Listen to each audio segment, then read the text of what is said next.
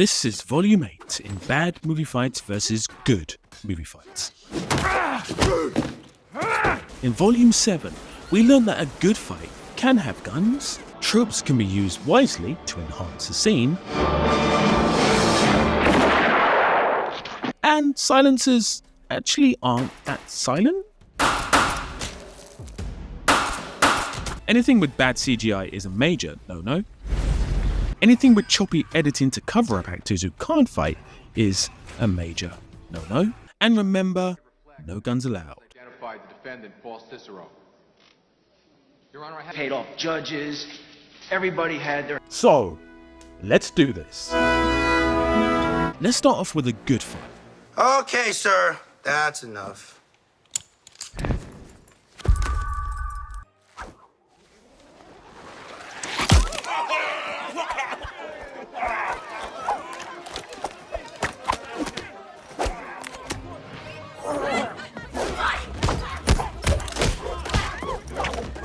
When this Oscar-winning dark comedy, come drama, come fight movie first came out, it was fresh and innovative. The Daniels are a directing duo who like to push the envelope when it comes to filmmaking, but their wacky style is often tempered with hidden existential messages. And this film is no different. The fighting owes everything to the works of Jackie Chan and Wu Ping-Ye, both of whom we've discussed in previous volumes, and both of whom have worked with the lead actress in this film, Michelle Yeoh. Now, this scene is more playful than brutal.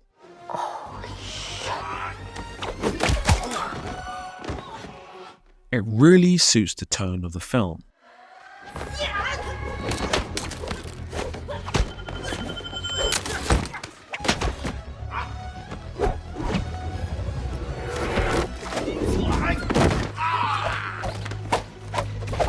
Even when the film looks like it's going to be brutal, it descends back into playful comedy. Oh, don't worry, Evelyn. It's organic. And there's nothing wrong with that, because a fight scene should always suit the tone of the movie. Just imagine you saw this, and then this happened.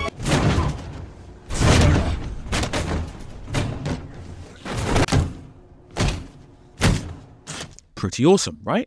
Well, not really. In isolation, yes, but in actuality, not really. Shut your mouth, or I'll kick your teeth down your throat and I'll shut it for you. Juxtaposition in movies is not rare, but there's only so far you can go. And whilst this movie leans heavily into its influences, one of its key influences, as mentioned, is very deeply connected to the film.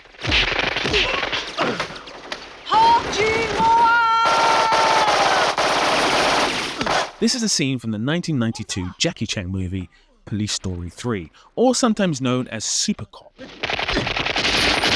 And the film was one that really propelled Yeoh into stardom, where she became a Bond girl in 1997 with the film Tomorrow Never Dies.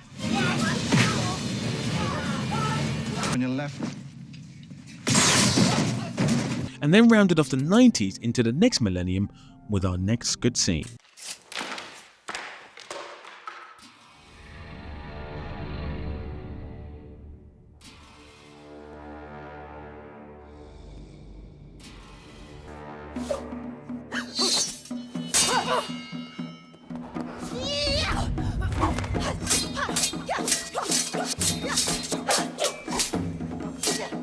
This is where the art of fighting becomes something beyond impact brutality and fancy camera work, and becomes something beautifully poetic.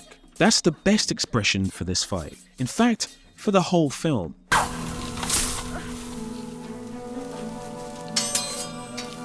And in this humble narrator's opinion,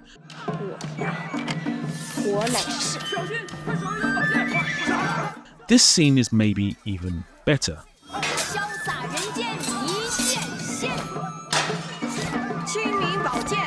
But that's for another volume. Michelle Yeoh is an underrated icon of action cinema, and Crouching Tiger, Hidden Dragon is beauty and grace intertwined. much like this film.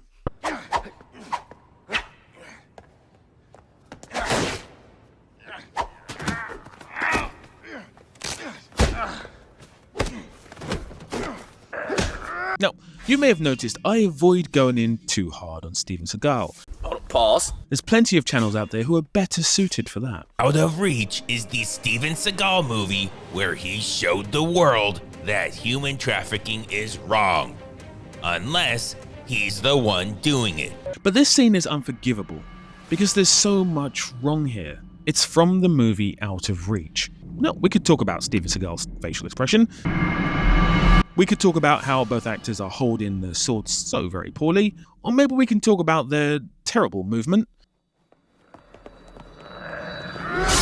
However, I just can't forgive the filmmaking here.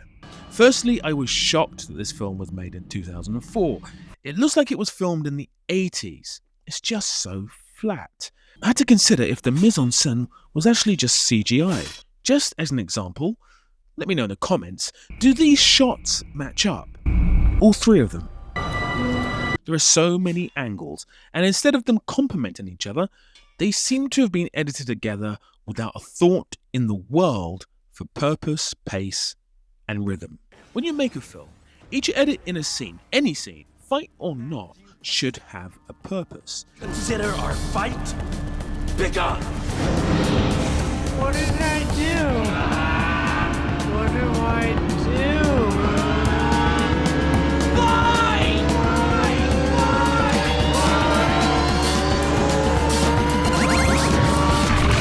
It should take us somewhere and even leave us somewhere.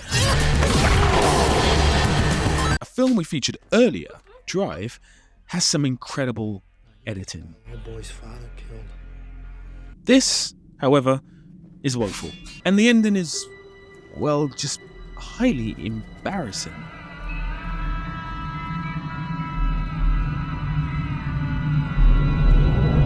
And therefore it made me laugh slightly when there was some pushback when it came to praising this scene from Kill Bill, which I featured in Volume 4. The filmmaking here is leagues ahead of that film, and it has a pastiche of some of the best Asian fight movies ever made. And Asian cinema has been highly influential when it comes to fight scenes in movies. One of the most influential, if not the most influential director when it comes to fight scenes from Asian cinema is Akira Kurosawa. This scene from the film Sanjuro is breathtaking. Taking into consideration this was made back in 1962, before CGI, and that there are 0 edits in this shot, it's an absolute marvel. Kurosawa's samurai films are the biggest influence on George Lucas's Star Wars. Moments like this are straight out of Kurosawa's playbook. But if I had told George Lucas that in the year 2024, his beloved world would have moments like this,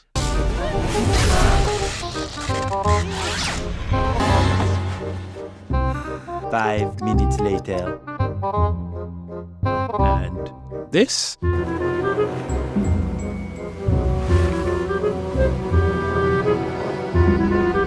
Wondering if it's honorable to kill me like this.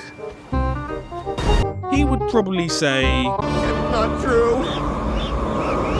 That's impossible. and that brings us to our next bad fight.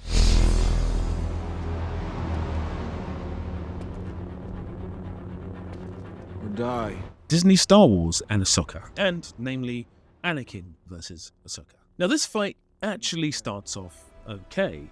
I shan't comment on the bad lighting and that awful pasty look that digital cameras sometimes give you, but the young actress who plays the younger version of Rosario Dawson's character is doing an okay job. She moves well and the fight feels very organic. However, when this happens,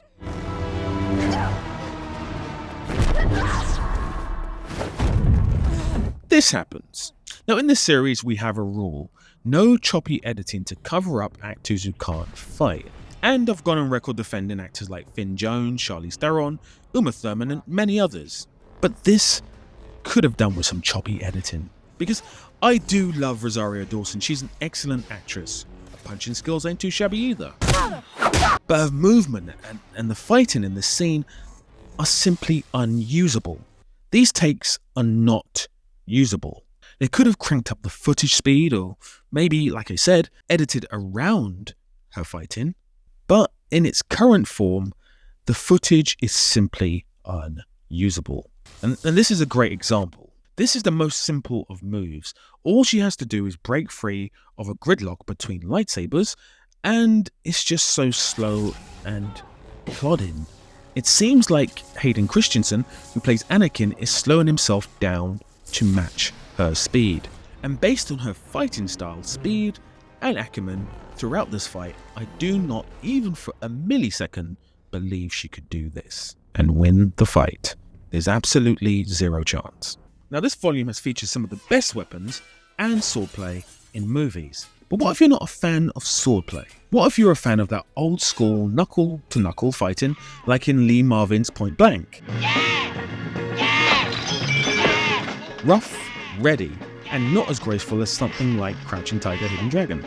Now this scene is just sheer brute force, featuring a killer soundtrack on top, I must say. Or maybe you love that old 80s vibe and what the underrated Cynthia Rothrock had to offer.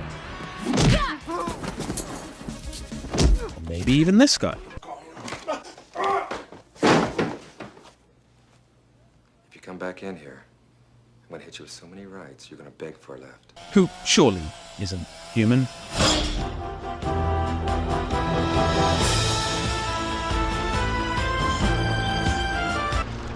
I heard another rumor that you were bitten by a king cobra. Yeah, I was. But after 5 days of agonizing pain, the cobra died.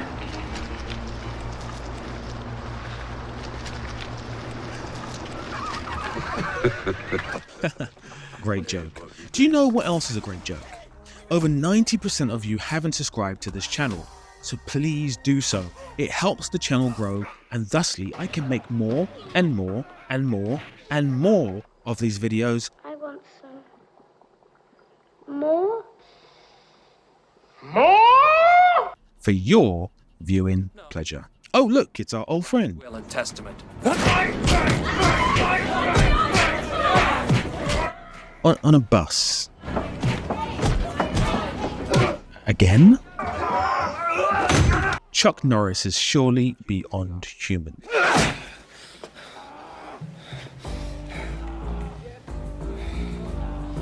You call that a hit?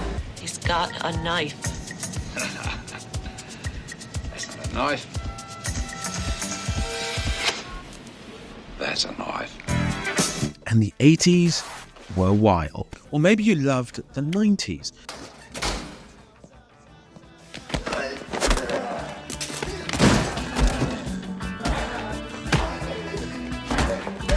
Because they combined swords and weapons with some good old school punches and kicks. And this leads us to maybe my favorite fight scene ever. Does anybody have any idea about who or what this is? You fight well, in the old style. But you've caused me enough trouble. Now you face the Shredder. The Shredder? I got him.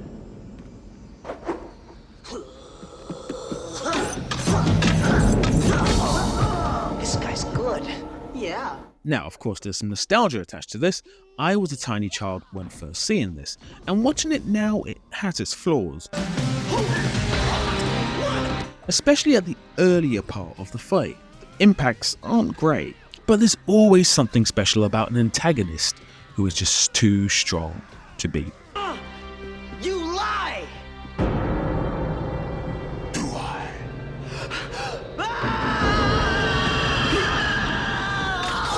And maybe that's why I love this fight just so much.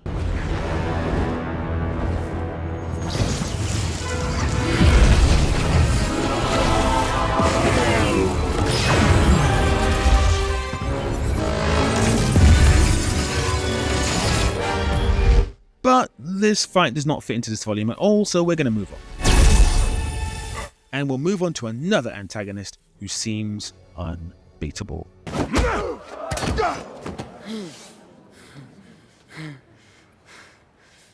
Dune 2 was one of 2024's biggest hits and will likely finish in the top 5 of the year. For a 3-hour plus movie, that's pretty remarkable. Great moments like this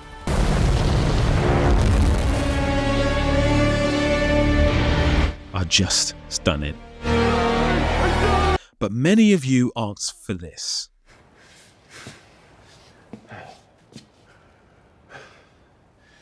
She's your pet? The final fight of Dune 2 sees our protagonist, Paul Atreides, go head to head against this savage antagonist. And the fight is brutal.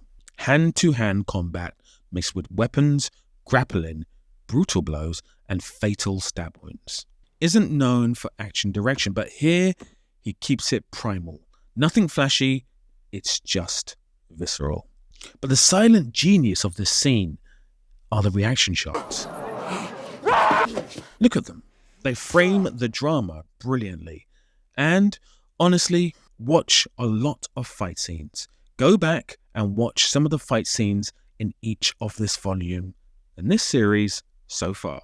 Tell me how many reaction shots, singular reaction shots, are there? Let me know in the comments, because on a rough guess, I would say there are about 10. They are a hidden weapon if you want to add drama to your fight scenes. Don't believe me? If you watch this video again, in the first good fight scene, I spoke about everything everywhere all at once, and the fact that it's an Oscar-winning film. Look how many reaction shots are used in that scene, and how it elevates the drama. It tells a story, and Dune 2 is full of drama. I'm pointing the way! Unara sot, undao fixihi, ni flipit, kumuni! Having said that, I do prefer this fight from Dune 1. Same principle. Weaponry to the death, but the filmmaking is more innovative. Paul has already seen his enemy's downfall through his ability to traverse time.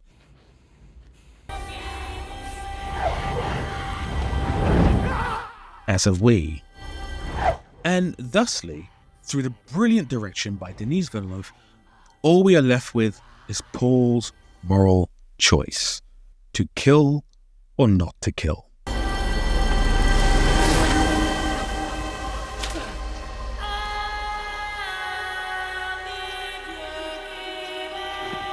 Now, this has been a volume full of many of your guys' choices. I do read pretty much all the comments, so tell me, which fight did you think was the best today, and which bad and good movie fights should I cover in the next volume? Let me know in the comments. New volume coming next Sunday. Please like this video, subscribe, and hit the notification button to be notified when the next volume's out. This has been Bad Movie Fights versus Good Movie Fights, Volume 8.